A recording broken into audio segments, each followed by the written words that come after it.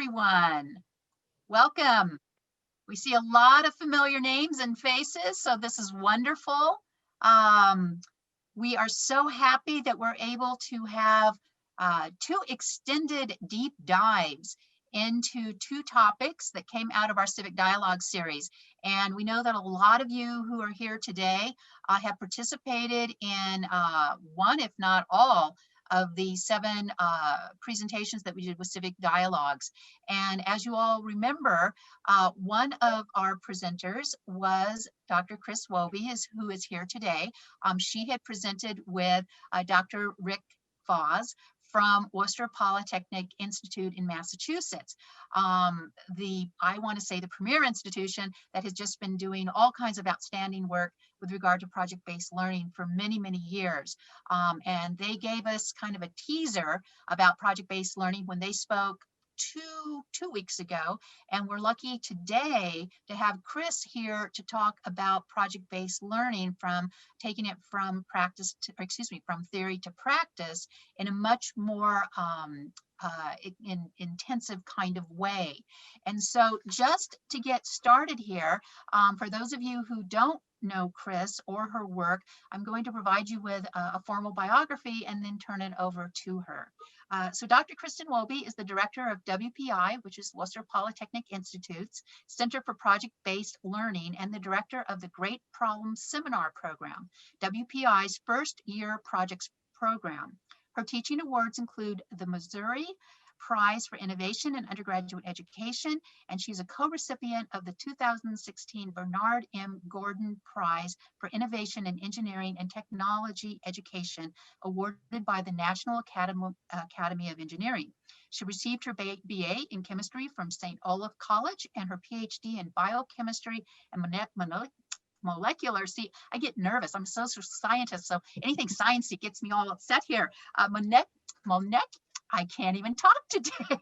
Molecular biology, excuse me, from Harvard University. She is the co-editor of Project-Based Learning in the First Year, Beyond All Expectations, the publication that we talked about from 2019 by Stylish Publishers. Again, an excellent publication to take a look at that will really get you started in thinking about project-based learning on your own campuses. And other recent publications appear in Change, the magazine of higher learning and diversity and democracy. So I'd like, with great pleasure, to introduce Kris Wobbe. So Kris, take it away. Thank you so much, Patty. I really appreciate that lovely introduction. And I have a hard time with molecular biology myself sometimes, so I understand. I want to also thank all of you who are here with us today. I know for probably everyone in the room, it's been a very long and exhausting week, and it's not over yet. And the temptation might have been to curl up somewhere and not pay attention to much of anything, but I'm hoping that the 2 hours we spend together today will be maybe a bit of a respite from election news and provide you with something really engaging and hopeful to think about as you think about your courses and your students and what we can do for them. And I thought maybe I'm gonna start sharing my screen. This is always a little anxiety provoking because I'm never sure it's going to work. I thought we'd start today by, I first ask you to think a little bit about what your big hopes, dreams, aspirations are for your students. What do you want them to be gaining from the education they're getting at your institutions? Maybe not necessarily just from your course, but as they graduate, as they leave your institutions, having completed their certificates or degrees, what do you hope that they will be able to do? And that maybe has something to do with your institutional learning outcomes. And I'm going to ask you to do that. And now I'm going to stop sharing my screen, and I am going to put in the chat, nope, there's a link. And if everybody clicks on that, it should be clickable. It should take you to a little Padlet page that is called Civic Dialogues, PBL Deep Dive 1.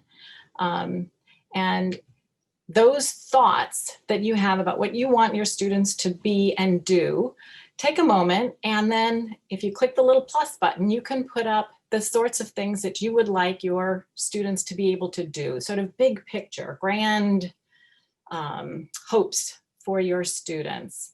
Why don't you take just a couple of minutes and put things up there, and let's see what we come up with. Oh, and I love that we can watch it all happen in real time.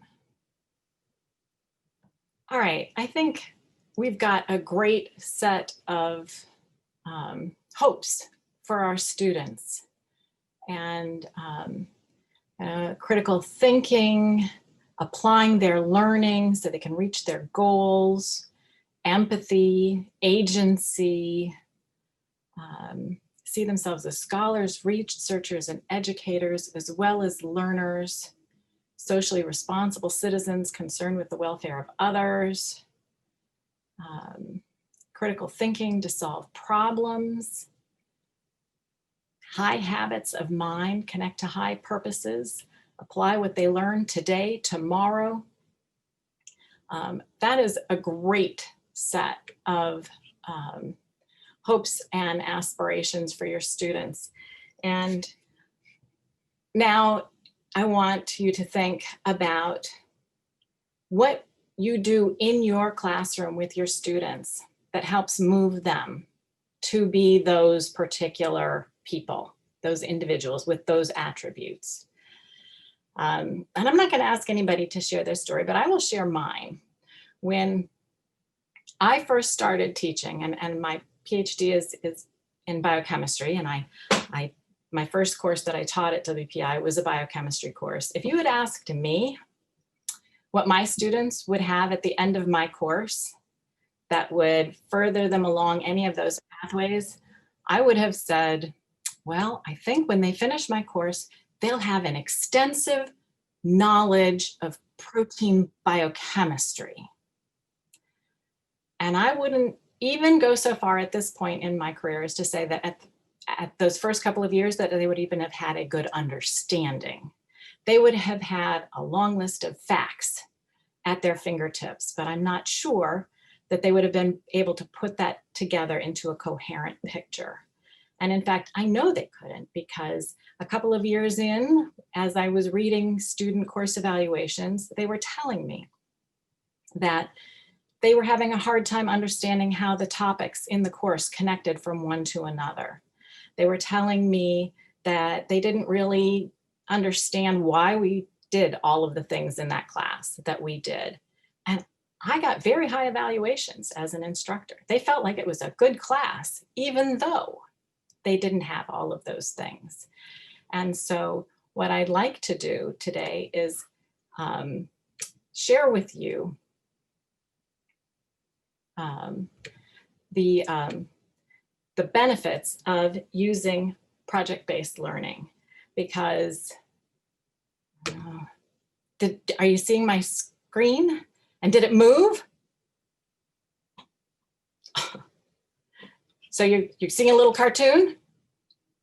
Okay, so I think when I first started teaching, this was the way I operated. I had students in my class, but pretty much it was my job to put information into their brains. And that is not the way I teach anymore, because I know better. And what's really important is how we are connecting what we are teaching them, what we are filling their brains with, back to their hopes, dreams, and aspirations, or maybe forward to their hopes, dreams, and aspirations. And even more, how do we connect them to other things? So projects provide an amazing number of connections. So project work can provide connections between students. If they're working together in teams, they're becoming connected to each other in really significant ways. Projects can help connect topics in a course from one to another. And I'll share my story about that biochem class in a minute.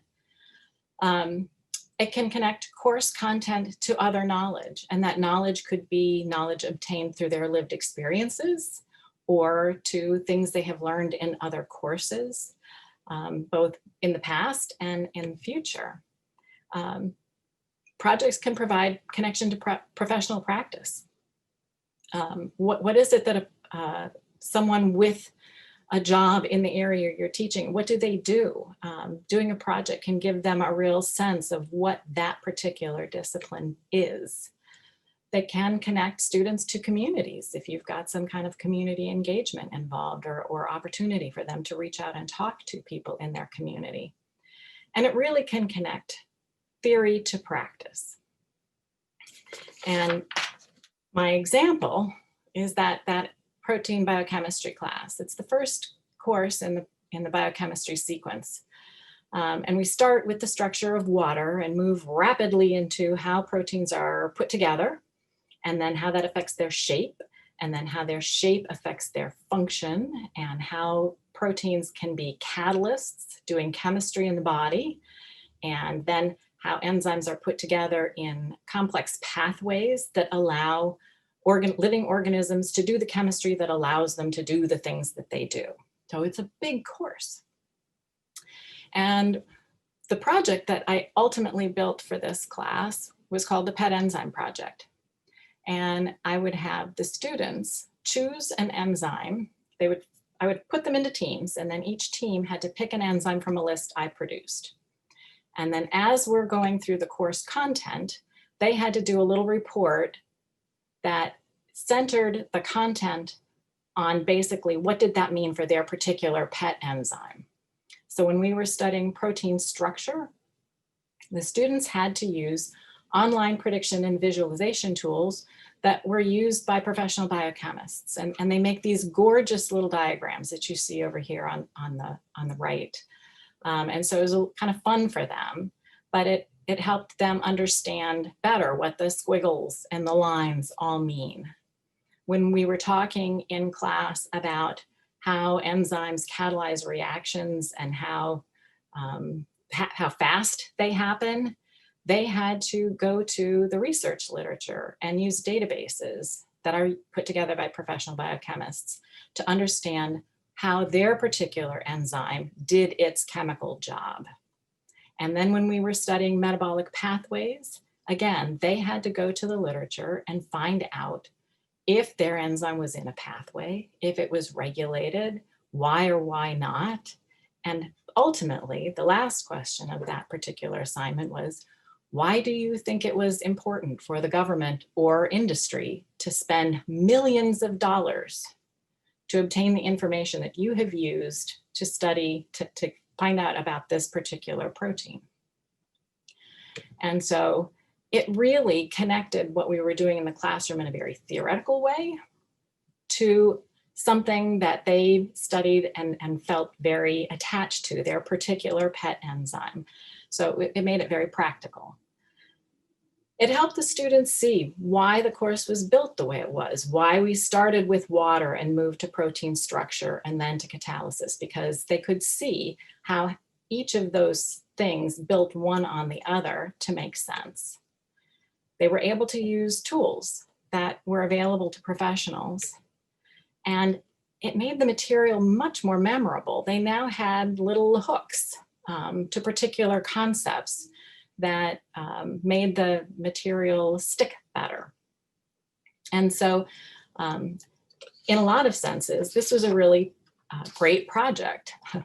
Although I will tell you, the first year I did this project, the students were very unhappy about it. And we'll talk more about that later. But I wanted you to see an example of the kinds of connections that projects can help students make. And so for those there are of many you— different definitions for project-based learning. For our purposes, I'd like to Stop. ask you to consider 4 essential elements. Oh my First, goodness. it's That's so weird. I don't know why Rick Vaz's voice came in there, but that was Rick Vaz's voice. And he was talking about 4 important components of project-based learning, which I will just tell you. So, or I suppose we could have listened to Rick. That projects allow students to apply knowledge, integrate course material, as I just discussed, frequently when they're in the course of doing their project, they have to go learn new material on their own. So they become independent learners. They have to communicate with others, especially if this is a team project. But whatever they're learning, they need to communicate at least to you and maybe to other people. And so they become required to communicate either orally, written, or in visual forms. And they have to interact with others, particularly if it's a team project. But even if they're doing something independently, they have to go find out information. Frequently that involves going to other people. For those of you who were on the session a couple of weeks ago, I also talked about first-year projects, and I think that it's really important. So I'm going to do it again in case there is anybody who wasn't there. Projects are typically thought of as kind of capstone activities where students synthesize the information they've learned throughout the course of a sequence of classes or over their entire career, educational pathway. And first-year projects obviously don't do that, but they offer another bunch of things that I think can be really significant. So we know that first-year projects can help students learn to be more intentional about their education. As they're doing projects, they can identify sometimes gaps in their knowledge or recognize that certain elements of a curriculum might be more important than they had initially thought. Many of our students come to us not really wanting to take writing classes, but recognizing that being a good writer is really beneficial. And so they become more intentional about taking things that they see will be important in their subsequent pathways, whatever those may be. We know that the projects can give students real opportunities to develop skills that can avail them of more opportunities for internships. Out of our first year program, we routinely have students come back and say, I got this great internship or this great summer job because I was able to talk to the hiring manager about this project experience that I had. And I'm sure that that's one of the things that made me much more eligible for this position. Motivation for subsequent coursework, that's part of that intentionality. But also, when students can see that projects, through their projects, that their education can help them do something significant, help them toward a real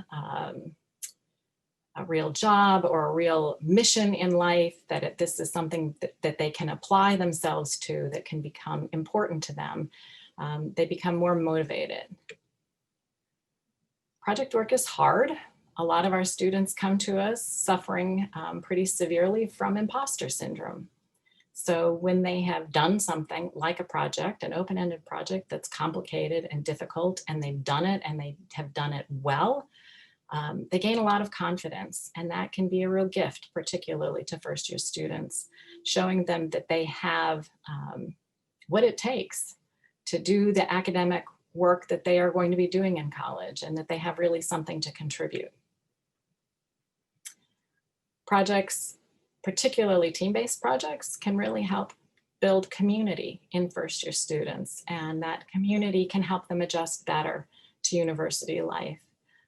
Project-based classrooms also tend to generate community, not just amongst the team members, but across teams within the class, so that they end up with a few more people they know than they would have otherwise. And we use our projects to introduce students to university resources that they will find helpful through the rest of their academic career. Primarily, those are research and reference librarians who come into our classes and help develop activities for our students in the research phases of their projects. But additionally, they learn to, or they are introduced to academic technology people who help them with learning how to do presentations, put together posters, storyboarding videos, even editing videos, as well as people in our writing center and even our counseling center. So having written a book on first year projects, you can tell I'm a really big believer in projects. And not least because the students really enjoy doing this. They're happy in these classes. Not always, sometimes they're really stressed, but the satisfaction that they get from knowing they're working on something real and important can help with student retention. We know from assessment that we've done that first year project courses, and that's what this is, Great Problem Seminars are our first year project courses, have a lot of positive impacts on the students. So a survey of students who had taken the class resulted in the data you see here, where more than 50% of the people who responded to the survey, and it was a pretty broad survey, said that they had gained all of the things that you see here, and particularly the red ones are really valuable in thinking about our students as members of communities and being civically engaged. But it's not just first year projects that have been shown to have impacts. WPI has been doing project-based learning for over 50 years, and about 6 years ago, we undertook a survey of our alumni to ask if they felt the projects had had any impact on their professional lives. And we got great responses from the 40 years of alumni, 40 plus years of alumni we surveyed. And the data were these, that the professional impacts, taking responsibility for their own learning and developing ideas, got the most positive responses. But you can see there's a pretty long list there of attributes that alumni felt the projects helped them with. And we weren't terribly surprised by many of these. The projects program was built on the assumption that projects would assist students in their subsequent careers. But as we were doing the initial ideation for the survey, alumni kept telling us that the projects also had an impact on their personal lives. And so we included asking the alumni some things about what they felt project did for their personal lives. And I think we were all quite astonished that 87% of the alumni responses said that they had a stronger personal character because of their projects. And I think, some of you had on that Padlet things that kind of relate to having a stronger personal character. And I would never have said in my biochemistry class that I could develop stronger personal character. And I can't claim that now because I never asked that, but isn't it lovely to think that having a project as part of this might have helped students develop a stronger personal character? So now that I've sort of gone through what might be some good motivational reasons to consider doing project-based learning, I want to move a little more to what exactly is a project. Not all projects are created equal. And we've found that the Buck Institute for Education had a little publication called The Essential Elements of Project-Based Learning. And we agree with a lot of this, although that little asterisk is there by essential because honestly, I don't think they're all essential. They're all wonderful to have, but you can't always have all of them. But the more of these that you can have, the better. So a key one is that all of the projects that you do should involve key knowledge of your course. It should absolutely require that the students engage with the content matter of your course. And if that can help develop understanding and transferable skills, so much the better. The project needs to be of the appropriate level of challenge for the students. If it's trivial, then they don't engage. If it's way too complicated, they become overwhelmed and again, can just shut down and not engage. So one of our tasks as the instructors is to try and gauge what's the appropriate level of challenge for the students. Sustained inquiry, that seems to suggest a long time period. And this is one of the ones that I think is harder to do. I've seen great projects that can be done in a class period, and great projects can be done in a week, and great projects that are done over a semester. So I don't think the length of time is as important as the inquiry part. That is, there doesn't come a time in the project where the students can do sort of what they call in math plug and chug. You get to a point where you can sort of stop thinking about the problem and just go through the motions. To have it be sort of a constant asking questions, synthesizing information, creating something with that makes a good project, not necessarily the time spent on it. Having a project be authentic, something real, something that the students recognize from their lived experience, or you can convince them is a real world issue, something that can have real impact, that uses real tools, you know, that biochemistry project where they got to use real tools, that can help make the project really impactful. Anytime students have the opportunity to make some decisions about how they're going to go about the project, or what they're going to do in the project, or how they're going to demonstrate the results of their project, is all great, because the more agency they have, the more buy-in there is, the more motivated they are to work on it, the more willing they are to commit to it. The longer I've been in the educational field, the more respect I have for the opportunity for students to reflect. It's not something as a biochemist that I ever thought I needed to allow my students to do. But I now am quite sure that when students have the opportunity, when they're asked to think about, how did I go about doing that problem? How could I have done it better? What might I have done differently? What did our team do? Was this a successful teamwork interaction, even if we came up with a great product at the end? What were our key obstacles? What would I do the same the next time? It can really make that learning concrete and memorable, and something that they can use the next time they encounter that kind of a situation to improve their process, their learning, their outcomes. And of course, as we are providing feedback to the students, that can also help. I mean, I don't know about you, but I've done things where I've graded papers and put the end of the term, right? You grade the papers, you provide a lot of feedback, you make them available to the students, they never come and pick it up. They've learned nothing from your feedback. So if we do it earlier and give them feedback, an opportunity to learn from the feedback and change what they're doing and improve it, sort of develop that cycle of continuous improvement that we all talk about, but find difficult sometimes to implement. So the critique and revision doesn't necessarily have to be from us. It's great if it can be, but even students doing peer evaluations, getting feedback from their peers with a set of criteria so they know what particularly they're supposed to be providing feedback on, that can be really beneficial.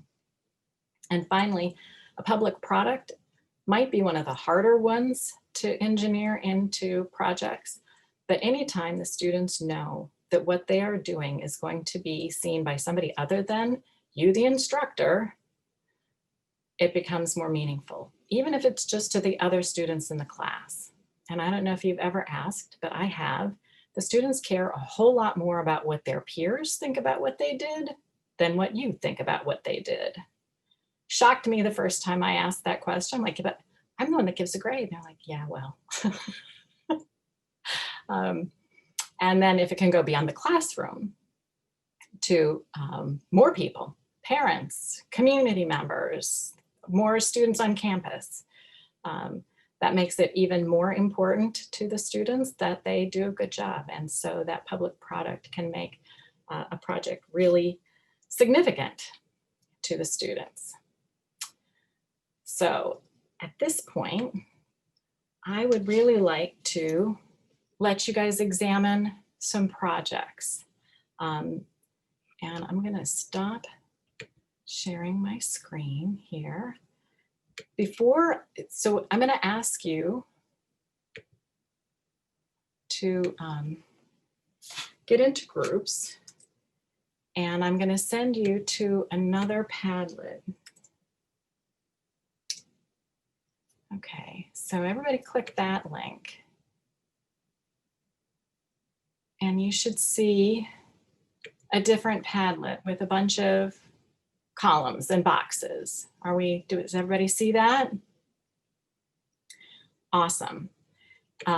So what I'm going to do, let's see, there are 17. I'm going to create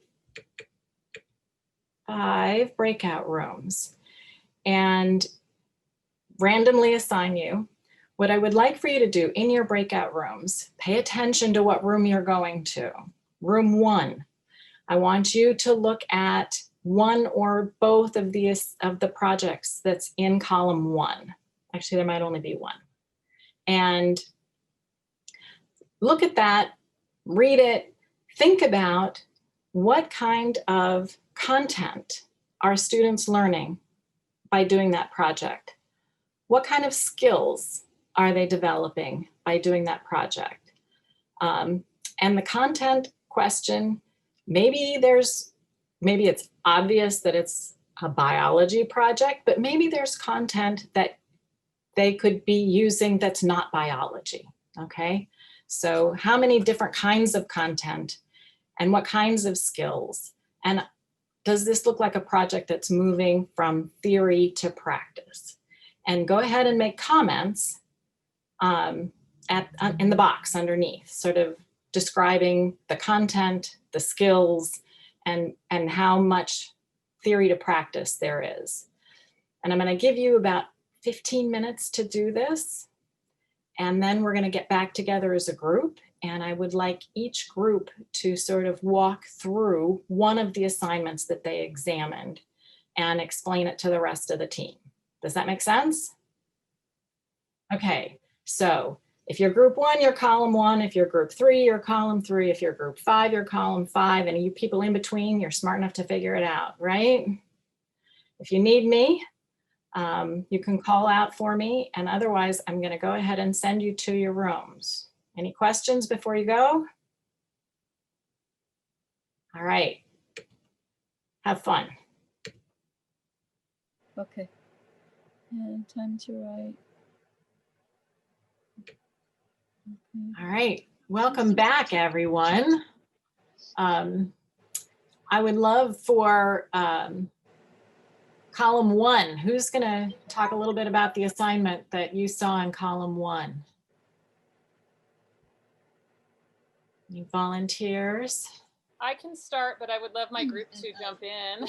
Patty was part of my group, and Melody, a couple others. So let me see. Let me just we added some comments there. We really love this assignment. This assignment is really getting folks to go out into their community and think about health information and myths.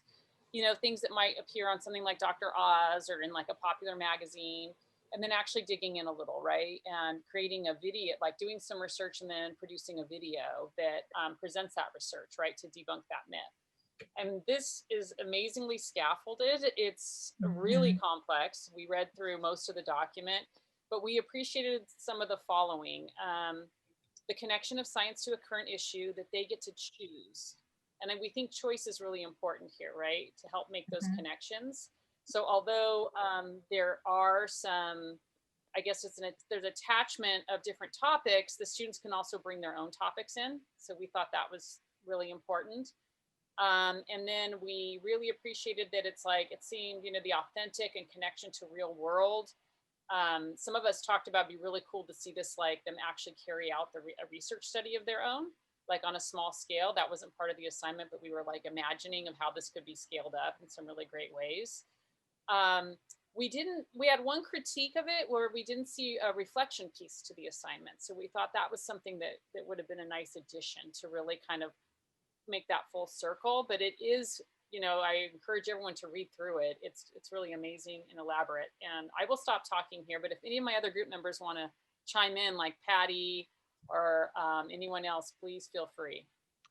Yeah, I think the part that we talked about and that I thought was, well, again, I agree with everything Kimberly said. It's a great assignment, and I love the way it's scaffolded and that reflection component, especially looking at this from the role of a science related kind of presentation, and we were talking about your comment earlier, Chris, about, I never thought in terms of be teaching chemistry and then having my students talk about reflection, but the reflection is so key to the overall component of them thinking in terms of, well, where does my discipline or the work that I'm doing when I'm dealing with chemicals or chemical reactions, how does that affect bigger issues or bigger social concerns? So that was that reflection component that we talked a little bit about.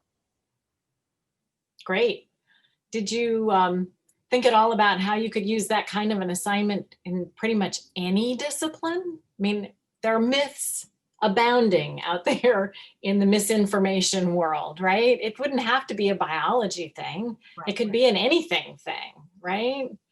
And if I should, later on, I will put a link to a YouTube video that was put together by students. So you can see an example of the videos that the students created.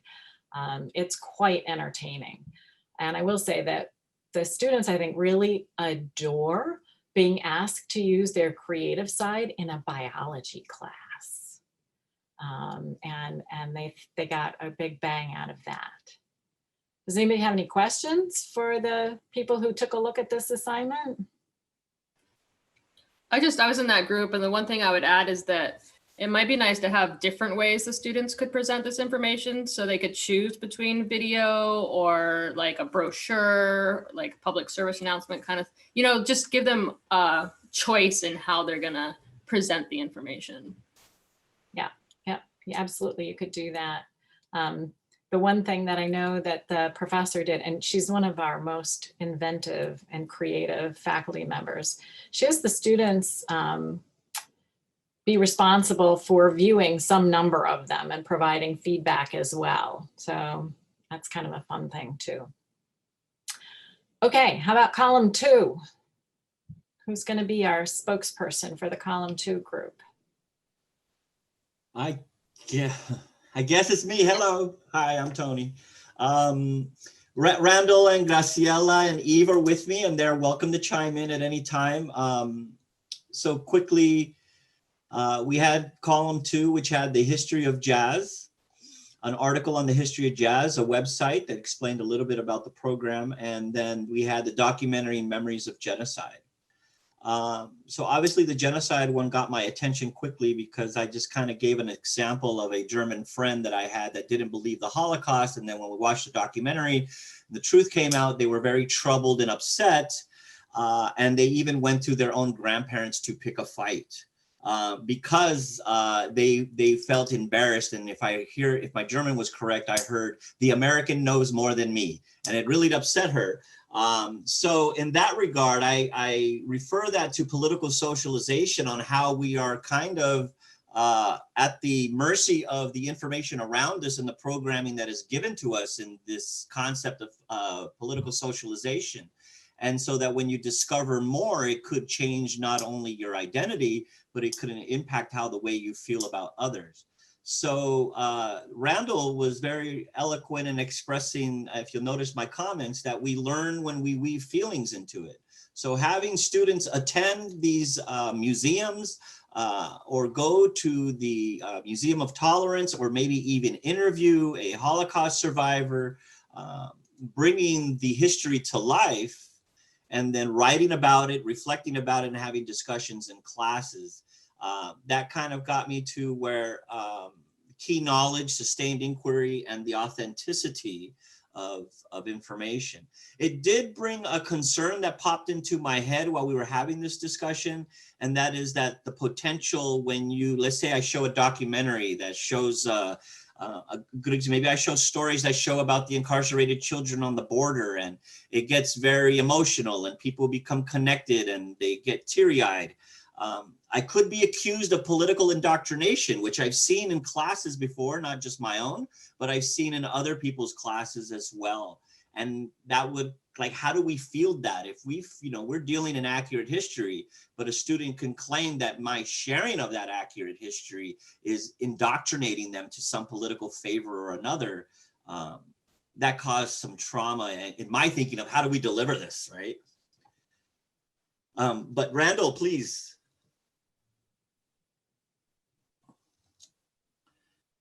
Oh, you're muted, Randall. Oh, Sorry. I will defer. so we were kind of looking for the assignment instructions at first, but I think we were to come up with our assignment or kind of assume our version. Well, I mean, what you did know, I think, from what was there was that this was an animation class. Okay.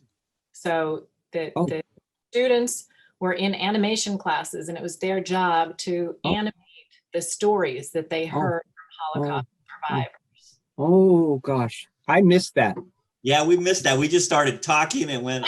Well, but I did what looked at the students do. We pages. didn't read. I covered the pages. I missed that. I was surveying. Maybe the other two participants saw that and we missed it. Yeah, that'd be powerful. I also want to point out that actually is a project done right at the College of the Canyons. Yes. Powerful. Yeah. Looks very powerful. I was so impressed when I learned that was happening. I've used that example a couple of times. But would you feel that my connection to political socialization is on target? Sure. Okay. Sure. I think, the beautiful thing about really rich projects is they're applicable to all kinds of classes, right? There are most projects that are real world have many threads, and you can choose to emphasize different threads depending on what it is you're supposed to be talking about in your classes. And the issue of whether people are worried about indoctrination, I think it has to do with saying that the truth is the truth. I'm not telling you how to feel about it. I'm not telling you what to think about it. I'm just telling you that this is what is. And, you need to think about how you feel about it, or what you're going to do about it. If it moves you to that's their journey. Their yes, that is their journey. And I think that's in these hyper polarized times, the more we can stick to this is just what is, and you need to know what is, and you need to know sort of the things that led up to it and the consequences that can follow from it. But I'm not telling you what to think about it or how to feel about it. Thank you. If I could add, my wife's in the sciences, and they are using, many of you probably use them or are aware of them, the next generation science standards.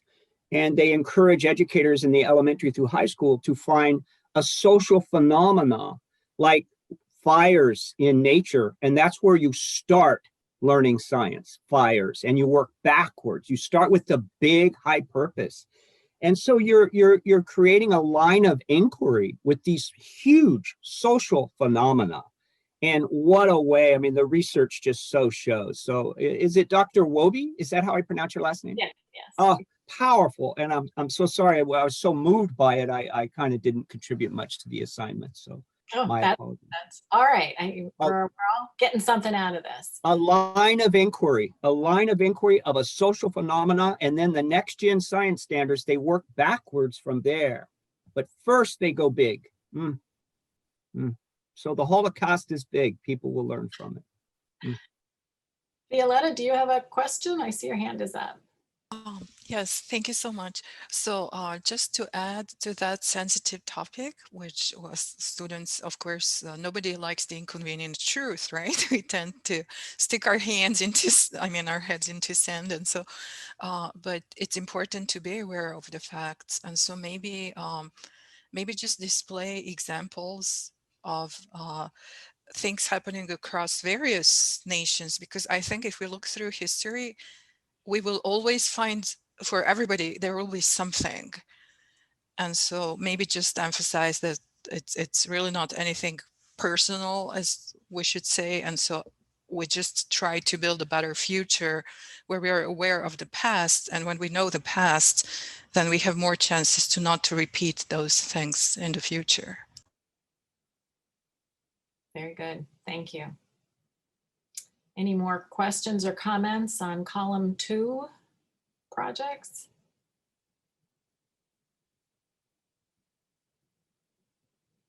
Okay, how about column 3? Who's going to be a spokesperson for column 3?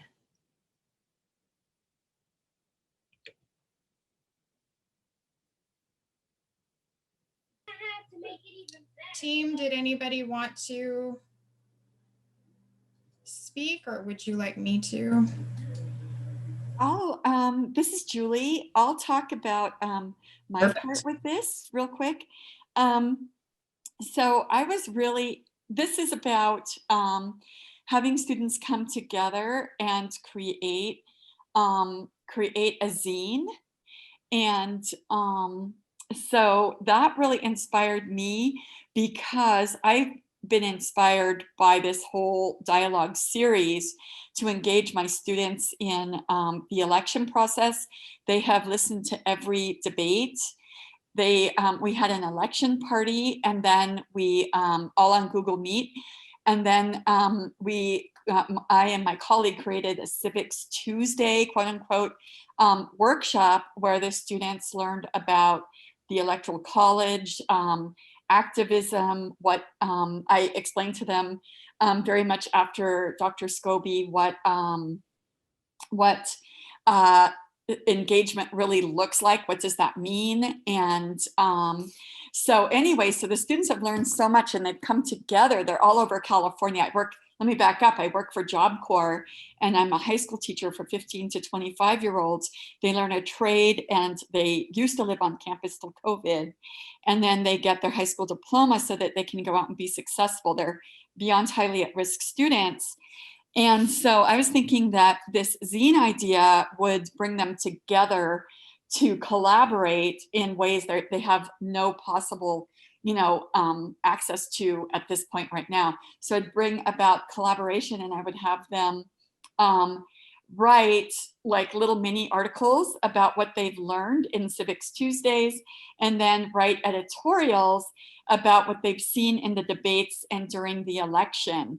So yeah, I'm really excited, because this is the piece I needed to have them come together as the whole election, as the election is, coming to an end with the results. So we're meeting again on Tuesday, and I'm going to have them do this as a project that they can turn in. So I'm very excited. Awesome. Yeah. And Keenan really helped me with that. I'm really appreciative with the dialogue that we had to kind of pull this together. So thank you so much. Any other comments or Keenan? Yeah. Yeah, I just wanted to say, and I don't know if Carolyn or Wissam wanted to say anything, but I just really appreciated the opportunity to really, dialogue and think this through. And also the other thing that I really liked about this piece was the idea that, and I thought this was really inspiring, that current students, past students are working together.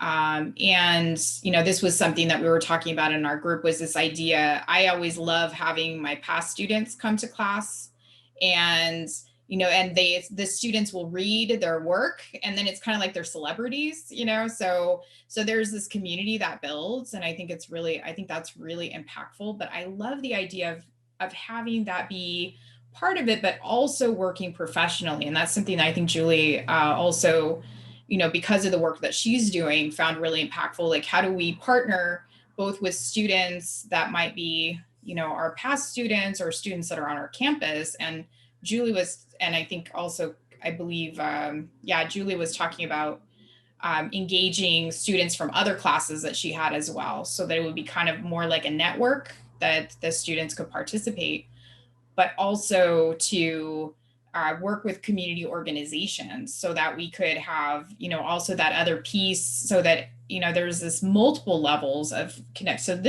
I'm so happy that I got assigned to this one, because this is really like right up my alley. So thank you so much.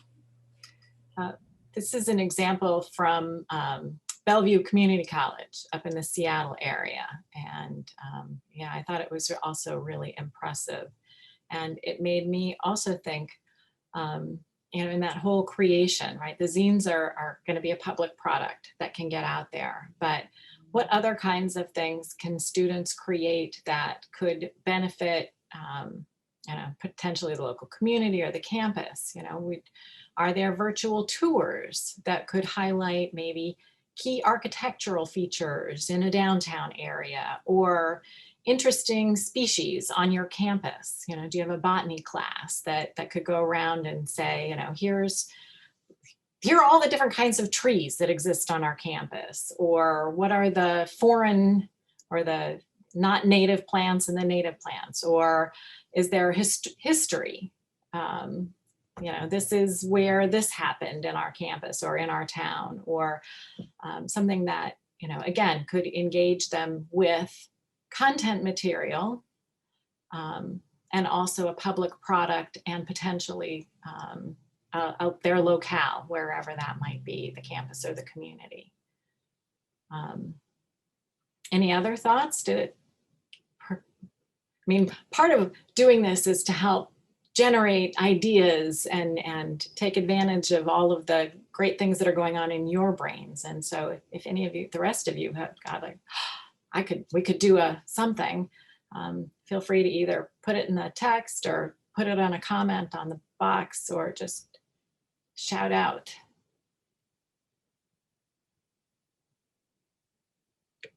How about column 4, if we're done with the 3, the creation one? Who's going to be spokesperson for column 4?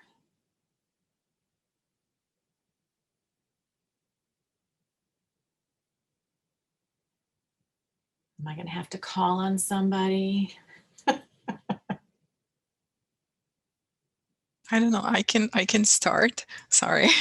So this was the first. There were 2 contents, and then the first one was about students trying to find these lean testing ideas. In other words, something where you can get a more efficient process with less investment. I guess it would be some kind of rough description. And they were the students were in a business class where under normal circumstances, students would actually work in a factory. I mean, they would simulate a factory and building clocks. But under the current circumstances, it was not really meaningful because the proximity is too close. So the project that they found was a project where they got together and they were trying to create this testing environment, testing for COVID, since it's the current situation, and how to make the flow of the testing faster. And after experimenting with the space and everything, so they discovered that chairs are redundant. In other words, somebody would need to sit, put their things down, and it takes time. So it's better if the people who are being tested just stand, and then at the same time, one student could be handling 2 people. And so it turned out to be, so again, the course is not, the course really is about, so now I'm going to the website and reading Achieving Effective Operations.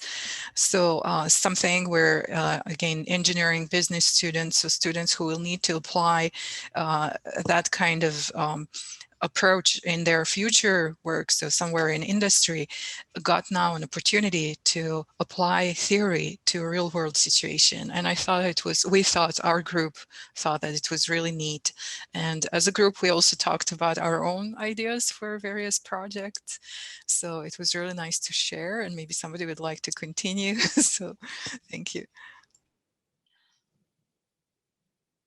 Hi, my name is Angela. Sorry, I was trying to assist my students, my children who are also students right now.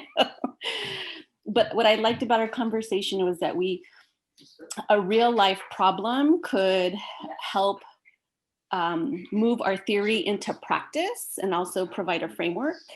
By inviting an industry leader or a professional or someone in the community who is actually doing the work, and allowing students to ask questions, pose any challenges that they had, would be a really direct connection to a professional or an industry leader. either while they're doing their project or perhaps in the future. So that was something that I know I personally thought was a very good opportunity to bring in and help students make personal connections with people who are actually doing engineering, or in my case, Chicano studies, or nonprofit organizations, or solving some of those problems. As well as one of our teammates said that communication and teamwork is extremely important, and the problem project-based learning facilitate, especially when you have diverse professionals or leaders in their careers, they're going to need to learn how to work as a team and communicate potentially cross-culturally. And so this is a way to begin that process. Excellent. Yes, actually, I think that was great ideas, bringing in experts to talk about what they do and how what the students are learning is actually applied can be really good. And then to have them actually have to do it is even better. And so for this one, I would encourage you to think about, are there processes, operations, activities on your campus that your students could use as a test bed for improving something, right? And I see in the chat that students have developed brochures to help new students learn about the school. That's an awesome activity, right? So they're learning something themselves, they're applying what they learn, maybe it's a communications class, maybe, whatever. Finding opportunities for students to improve where they are right now is also really empowering. So be on the lookout on your own campuses for things that you could put your students to doing, or ask them, where do you see an improvement is possible? If you let them sometimes come up with the ideas, you want them to write, you want them to, I don't know, do some kind of research. Ask them, what would be a good thing? What could we make better? What do you find worthwhile learning about? And give them the opportunity to have their voice and choice there. And once they pick a project idea, man, it just can go like crazy because they're so invested in it. Yeah, recycling bins as a result of a student project. That's another great, the students are so sustainability conscious. They're frequently got much better eyes at that. We didn't actually have team number 5 because there weren't quite enough people. So I'm going to encourage you all on your own, keep that window open and take a look at that first example, the mini project, because we've used these in our Great Problems Seminars classes quite a bit, and it turns out you can use them for a whole bunch of topics. So there are lots of community studies on, and we ask the students to examine a community with an eye to healthcare, or where their water sources are, or their resiliency in the face of climate change, or whatever. And it turns out there are a ton of resources out there to do this. And then the students are asked to look at the assets of the community. So they're using an asset-based approach. And then to, what happens if some disaster comes? What kind of resiliency do they have in that particular arena? And that's been a great project because that's one of the ones they do as a little project before they do a big project. And so it sort of steps them through things and makes them really think about the community first, instead of what the students think is the solution will be to that community's issues. Once they understand more about the community and its assets, and they're encouraged to use the assets to support the community in whatever needs they might have. So just something that you might want to look at more when you've got some more time. Kofi, question? You're muted. We still can't hear you. Hello? Yeah. Yeah. Okay, if I can just step in, project number 5 or column 5 is my alley or my 40. And just to introduce myself, by the way, I have a diplomate in the American Board of Toxicologists, a PhD too in toxicology, and then of course chemistry. But I teach chemistry mainly. So I can address all the issues, frankly, that you have meticulously laid under project number 5 and answer as many questions as possible based on that. But one issue that is not being addressed, and I can tell you also how I use this when I'm teaching chemistry. For example, I'll start a chemistry topic on valence theory, which will involve structures of different chemicals or compounds. And then to begin, I will first of all focus on AIDS, HIV/AIDS. This is how it began. And of course, this is how issues were resolved based on the various structures of different drugs that were related to the enzymes that were actually involved as part of it.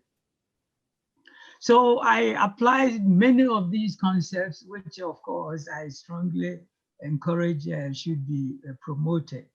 But one question that I have is, I strongly suggested, again, I have extensive area in this area, as to introduce water, analysis of water components in a particular area where the cancer clusters, especially for women in this particular area, in this particular community that I teach.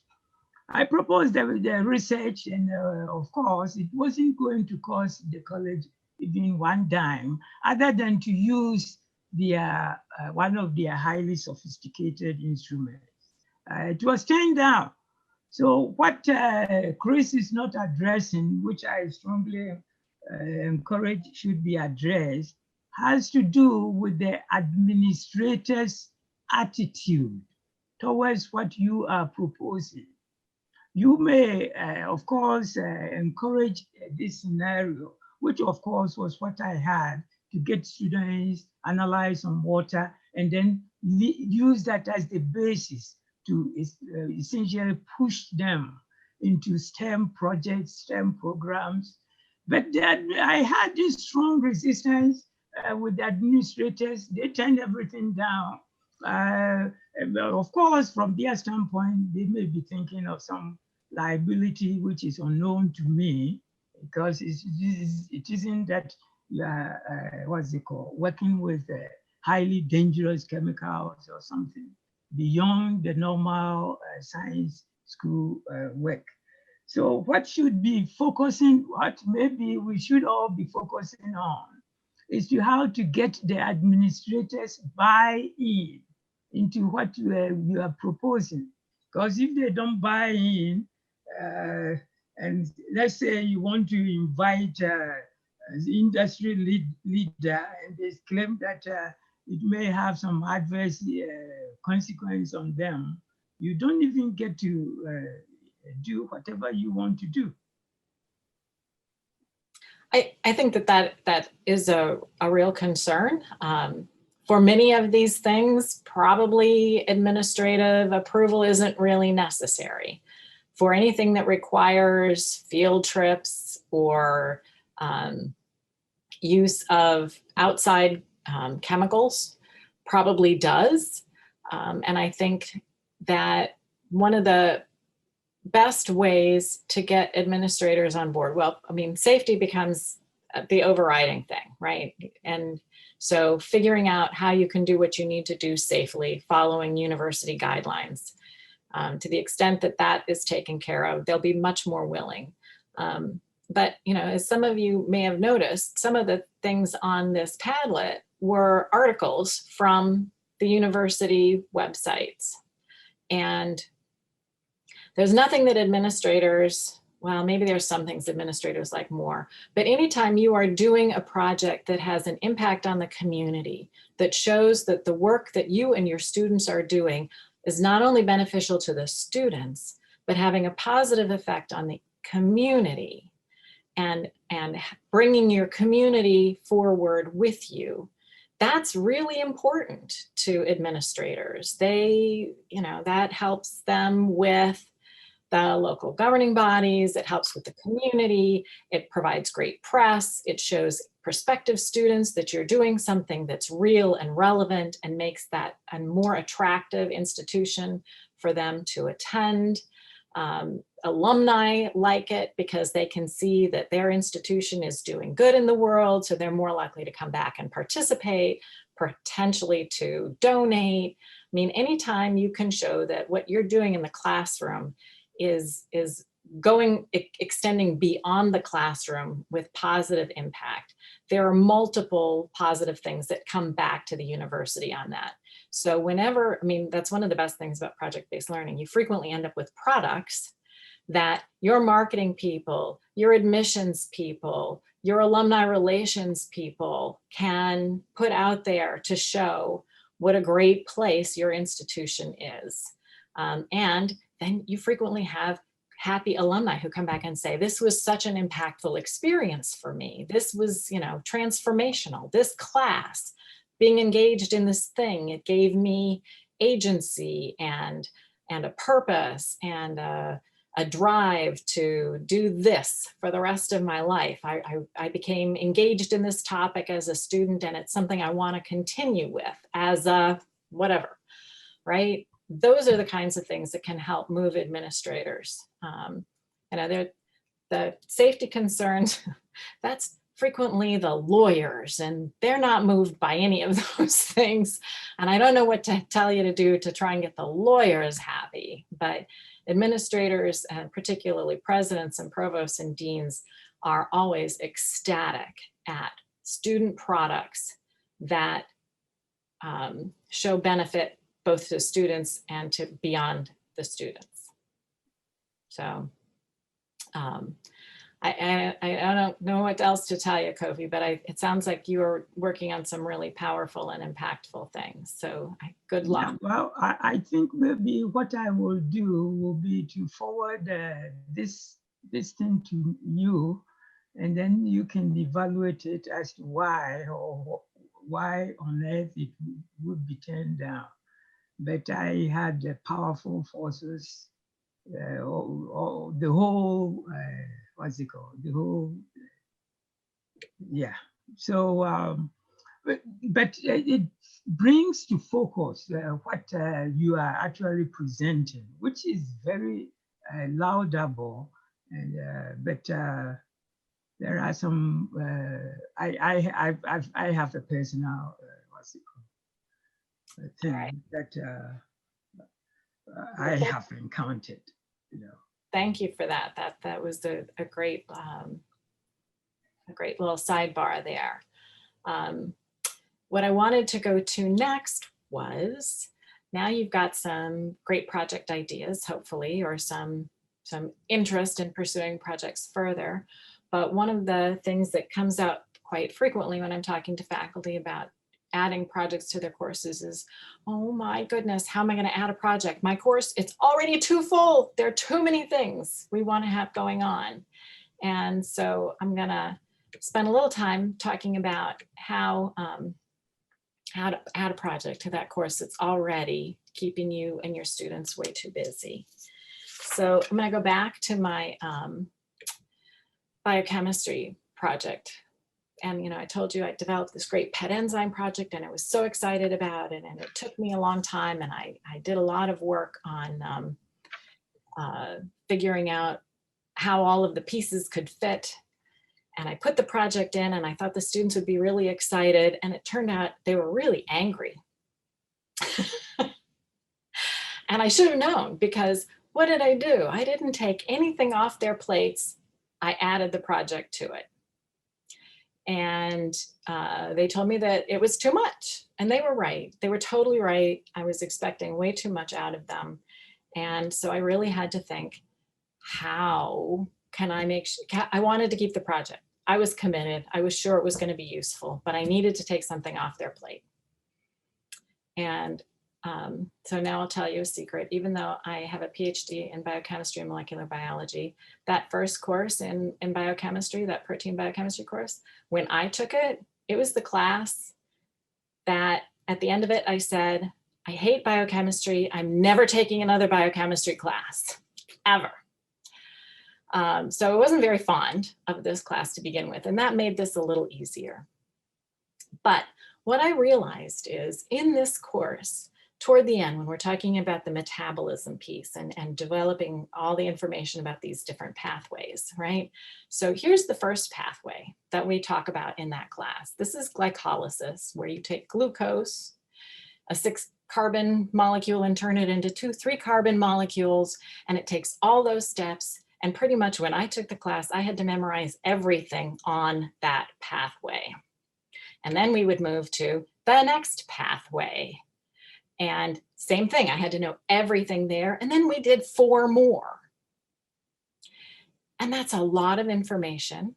And I was trying to do the same to my kids, although I did not make them memorize everything that's on those 2 diagrams, because I just thought that was ridiculous. But as I thought about it, I looked at this and the subsequent 4 pathways and said, you know what? They probably learn all of this stuff, cram it all in their heads the night before, take the test. 2 months later, they will have forgotten 90% or more of the content of these things. So why am I doing this? How about if I not teach 6 entire pathways, spend a little more time on 1 or 2, because what's really important for my students is that they understand how pathways work. What's the framework? What's the driving force? What are the principles that they can use to look at one pathway and then learn to apply it to the next pathway? And so I did. I cut 4 pathways out, freed up 20% of my class time, and gave the students 1 class period a week where we did nothing in class. They didn't even have to show up. They did have that time to work on their projects. This made the students much happier. It made me much happier. I was really happy not to have to talk about those a whole bunch more pathways than this. So one thing I would ask you, is you're wondering how to fit a project into your class, is ask yourself, do I need all that content? And when you ask yourself that, here are a few other questions you need to ask yourself. In this course, who are my students? Are they majors, near majors, non-majors? What of this course will they need for the next course in the sequence, for fulfilled lives and citizens? And then ask yourself, what are the essential frameworks? What are the scaffolds that I can give them, the foundation, the ways of thinking that will benefit them? And what of what I'm teaching is just information, the facts that they cram in their head and dump out 3 days later. And which is not to say all information is that way, right? There are vocabulary words you need to know. There are theorems that you need to know, but how much of that is really essential and how much of it is just because it's in the book? And we teach chapters 1 through 7 in this course, right? So don't feel wedded to content that you don't have to. And if there's something that you can get rid of, think about throwing it overboard. Another thing that faculty tend to do, we love our discipline, you know. Never mind that I said I was never going to take another biochemistry class again. There are parts of this discipline that I truly love, and I would love to teach. But how much of that am I teaching because it's my favorite, and how much of it am I teaching because that's really what they need to know from this course? And understanding that distinction and being honest with yourself can also be helpful. Another thing you can do is decide that some of the content is important, but you don't have to be the one teaching it. The students should teach it. Assign them different topics in teams. Make them responsible for doing some research and learning it and presenting it to their peers. I've done this. I always make them turn in a fact sheet ahead of time and the presentation ahead of time so I can double check that they're not misinforming their peers. But just because it has to be taught, they can be teaching it, and they can be finding the examples, and they can be doing some of that work that you're doing, and learning more from it. Because I think we've all had the experience of finding out that when you go to teach a topic, you learn a lot better than you did the first time you took that class. Another thing that you might have recognized from the projects that you did look at is that projects can hit multiple learning outcomes simultaneously.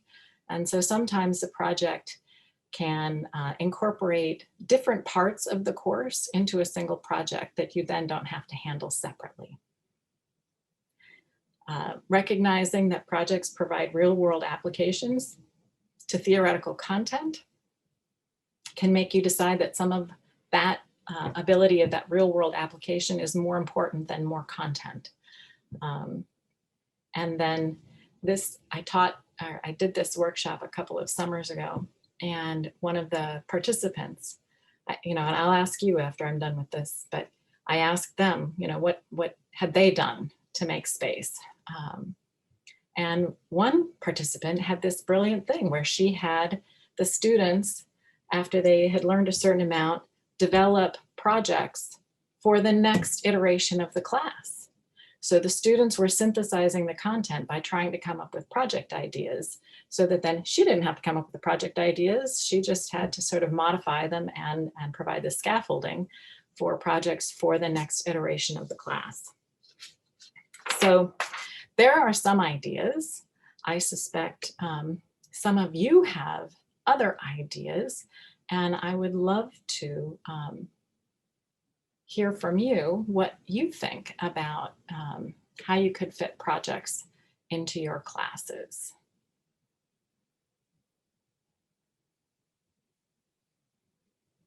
Yeah, depth versus breadth is here in the chat. Look at context, not only content. Absolutely, Patty. That's really good. Have any of you, how else have, some of you must have some projects that you do or know of some. What strategies have you all used?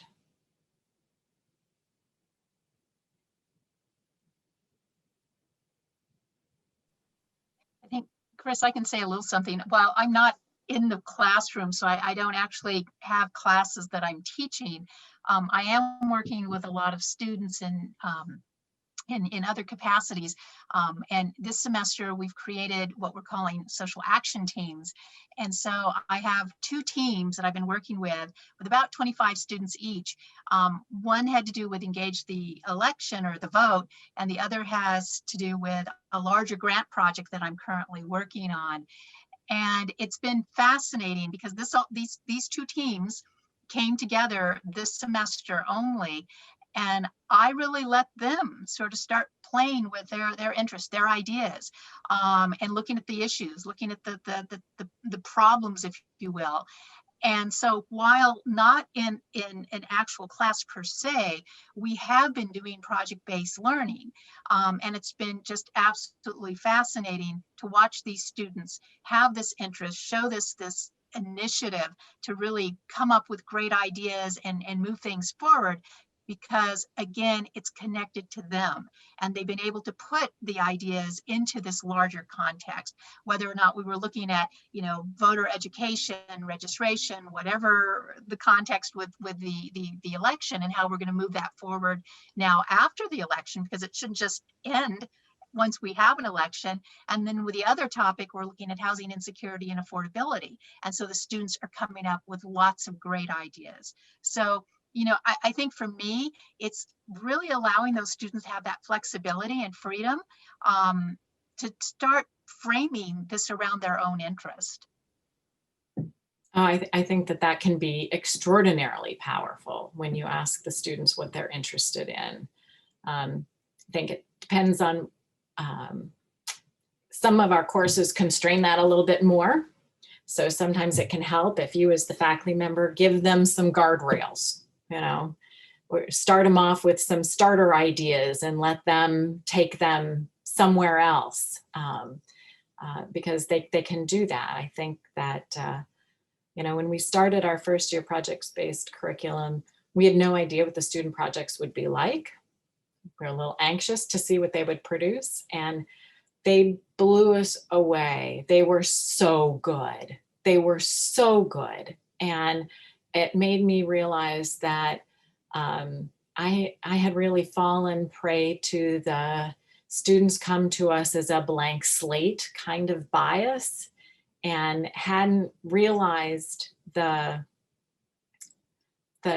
wealth of knowledge they have already gained, and that their interests have led them to some really neat knowledge and experiences that they brought to this. And it was really impressive. And I think that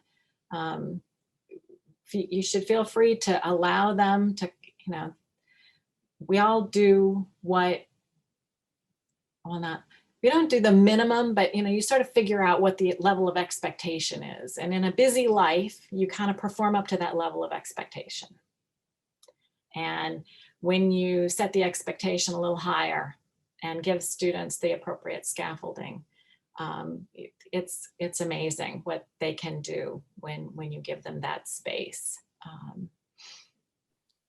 Chris, it's Kimberly. I just want to bring up another thought that comes to mind with this is some faculty, when we get into this realm, struggle with the assessment of these projects because, we're so used to functioning in a certain way within our discipline and how to assess things. This puts us out of our box too, right? And so maybe you can speak to that a little bit, because I have in the past had people ask me, well, okay, this is great. You're doing this new assignment, but how in the world are you assessing it? What's your rubric and so forth? So I would love to hear more about that. Yeah, I that's a really important question. So assessment, particularly for projects that are long-term projects, more than a week maybe, and that you're having students work in teams. I think it's really important to have some kind of evaluation of the process that the students are using, right? And so how are they going, have them document what were the search terms they used, and when did they do that? And did they consult with a librarian? All of the things that you want them to do. But process becomes really important in a project, because it's not just what they produce at the end, it's how they go about doing it. And if it's a team-based project, you want to be asking them to behave effectively in teams. And we do have a rubric that we use for team projects. And you can ask the students to evaluate each other. You can ask them to evaluate the team as a whole. Where are you being really effective and where are you not being effective? You can ask them to document in whatever it is they're doing, who was responsible for what in terms of creation, editing,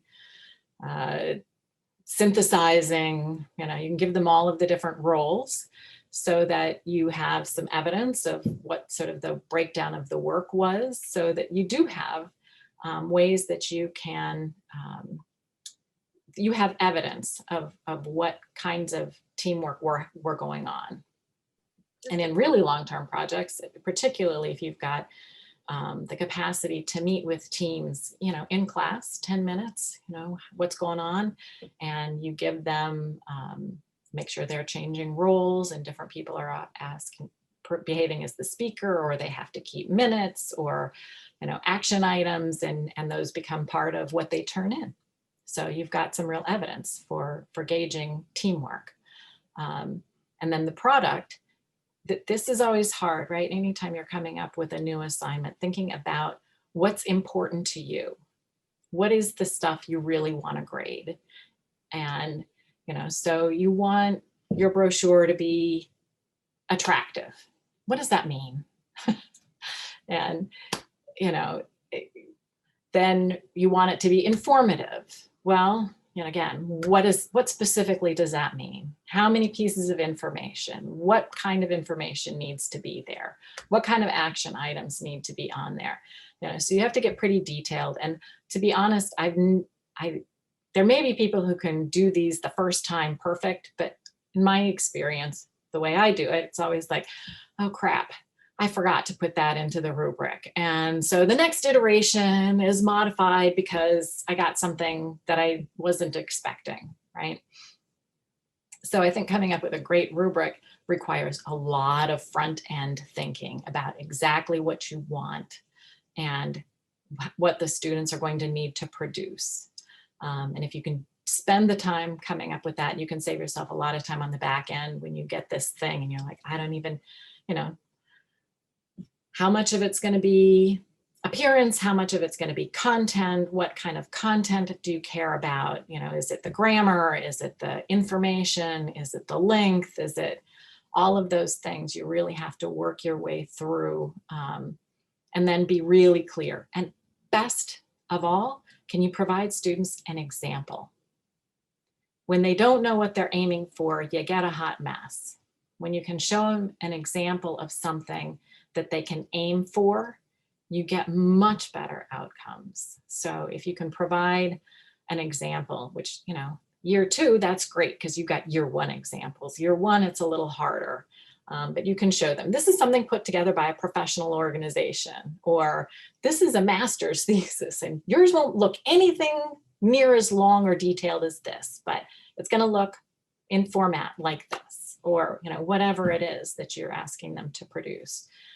Examples are just so important in helping the student know what they're supposed to be producing for you. Is that helpful?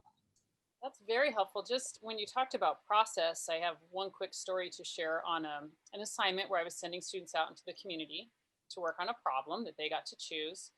And when they would tell me, well, no one's allowing us to come and do some work for them. And I said, well, what are you telling them on the phone? What are you saying to them?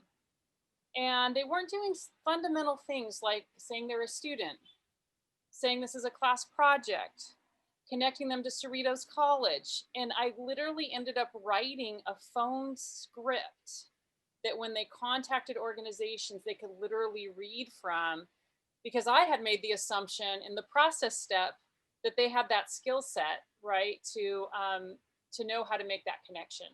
So yes, process is huge. And I'll say one last thing about it. I realized that, I will make them rotate the chairship of their meetings. Like someone has to chair it. And then I realized they need some instruction on what does it mean to chair a meeting? What does it mean to lead the meeting? And so, when you start to unpack all of this, you realize there's so many skills. And I'm a comm studies person, so a lot of this is in my wheelhouse, but even if I wasn't, these are skills they need to get that project done, even if it is in biology. So it's complicated. It totally is. And I will recommend a book called Team Writing by Joanna Wolf. That is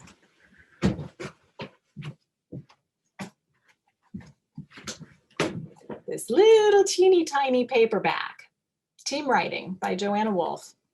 It's actually, the subtitle is a much better title, A Guide to Working in Groups. And so for longer term projects, it talks about setting up team contracts. You may or may not want to do that, but it also talks about roles of a group. It talks a little bit about project management. If you need to be here by the end of this project, how do you work your way back to what you need to have done by this time to make sure that you're done by that time? It even has troubleshooting. So what do you do when, everybody's angry at everybody else? Ever happen in a group project in your experience? So that we've found that to be really helpful. And it's a cheap book. It's like $20 or $25 or something. And, right now in COVID era, we don't have anything on reserve in the library because it might transmit germs, right? But usually we have like multiple copies on reserve. for the students that don't want to buy it, but it's not, in terms of textbooks, it's a pretty cheap book, and it has a lot of power. So I would recommend that. I will also say that we have a couple of faculty on our campus, Lisa Stoddard and Jeff Pfeiffer, who have been doing a lot of work on helping students learn how to be equitable teammates. So how to overcome stereotype and bias, which can really influence long-term project work. And I can send Patty a link to the tools that they have been using. And a lot of that starts with what we were talking about for the community. It starts with asset mapping, students producing their own asset maps and then sharing them with their teammates so that the participants are coming together with an asset-based mindset instead of a deficit-based mindset, or the internal stereotypes. He's a jock, she's a dingbat, all of the various ones that are associated with all kinds of identities, right? And then how to have the students identify not only their assets in terms of what they bring to the project, but where they want to grow. Because project work shouldn't be you just assign everybody the thing they're strongest at. It really should be, I'm pretty strong at organization, but I also want to get really good at the technical aspects. Or I'm a great editor, but I hate presenting.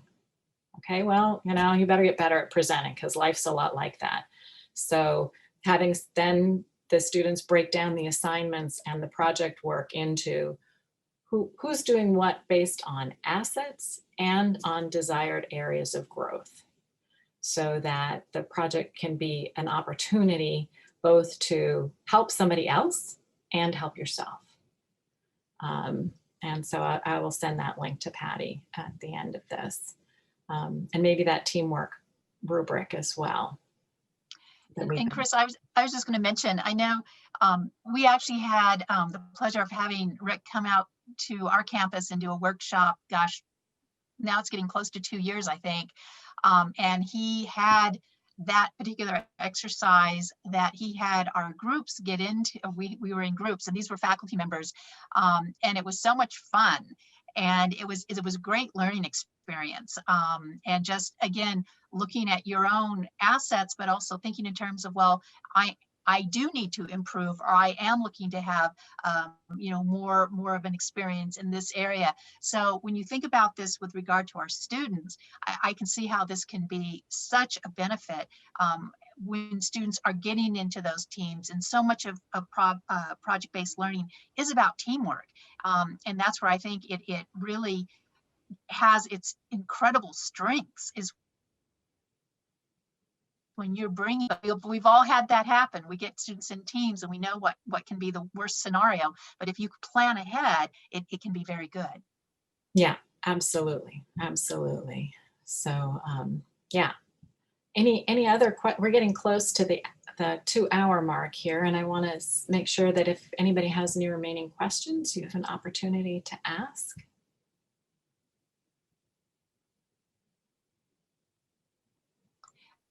Feel free to put them in the chat as well if you don't want to unmute yourself. Kimberly and I are monitoring that also.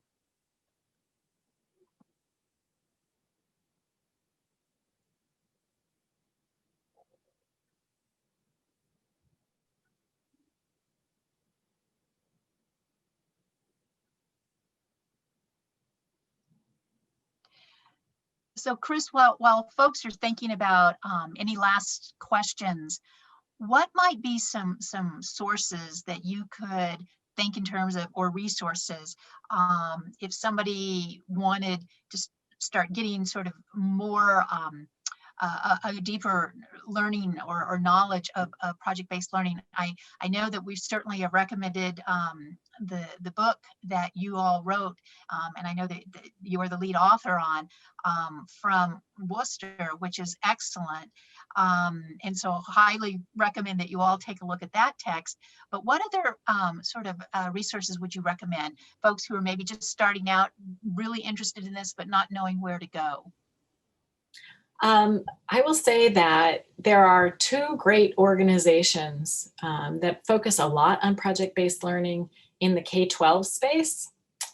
And one of those is PBL Works, and the other is Teach Thought. And that's all one word with capital T for thought. And, you know, so a lot of what they do won't be particularly immediately transferable, but I mean, there are lots of ideas there. But they provide seeds of many, many ideas. And I think that sometimes that's what faculty need most is the seed of an idea, because you all know your discipline, you know what you need to be covering in your courses. I think the other thing you need is a little license for creativity. Just give yourself, I mean, now's maybe not the right time. You're probably all a little tired. It's been a long semester and a long election season, and it's a lot going on. But in the spaces, give yourself some time to think about what would be a fun activity for you to think about your students doing.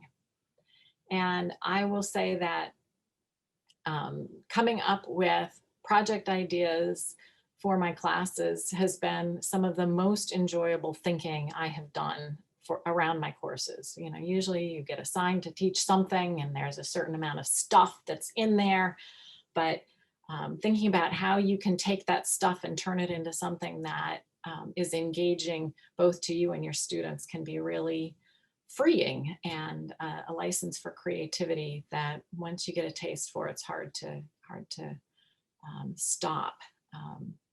But in addition to our book, we have a companion website where there's more material there, and I can send Patty the link to that too. There's some ideas there. And I see this question. Would you please repeat how you nudge resistant instructors to move beyond teaching content when educators do not have time? So yeah, I think that there are some studies that show that most of what is taught in a class is forgotten within months after taking the class. And some faculty are never going to convince that it's not their job to dutifully shovel content into brains at every class period. And, you know, Rick Vaz is fond of saying that not everybody's cut out for this and you shouldn't try and make them, because they won't be good at it and their students will be miserable. And students don't need projects everywhere. I think that there are times when lectures are great, and there are times when active learning is great, and there are times when projects are great. So I think the thing is to figure out where you can do it and convince your colleagues that you're not shortchanging your students by doing it. And the products that they produce are going to be your best evidence of that. And I will tell you that, you know, that project that I put in my biochemistry class, students would go to the next class in the sequence, which was a very traditional lecture-based class.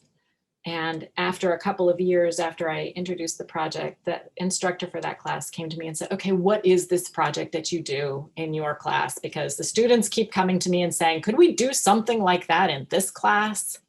And he is not the sort of person who would ever have done it of his own initiative. But the students pushed him into it. And he enjoyed it once he had developed it, and the students enjoyed it and felt like it was a really valuable addition. So the students can do a lot of that convincing for you if they have good experiences with projects. There are some people you're never going to convince, and it's probably not worth your time to try. But make sure that the people it's important to convince, your department head, your dean, are on board with you, and your people in your teaching and learning centers are going to be right there with you, showing them the evidence that this is a really impactful way to educate your students. Chris, this has been a great 2 hours, and we're so happy that you spent the time with us going into the deep dive with project-based learning. I know this has been really, really beneficial for everyone on the Zoom, and we just want to say again, thank you so much. We've thoroughly enjoyed, obviously, both the dialogue that you and Rick presented, and then today taking this one step further. And I know people are going to be asking lots of questions. There's probably going to be a little uptick with the sale of your book. So that'll be good. I'm just, again, I'm recommending this text. It's excellent. And that's actually how I found out and learned about project-based learning for the first time. And it really has changed the way that I look at getting students involved. And so again, on behalf of all of us, I just want to say thank you so much.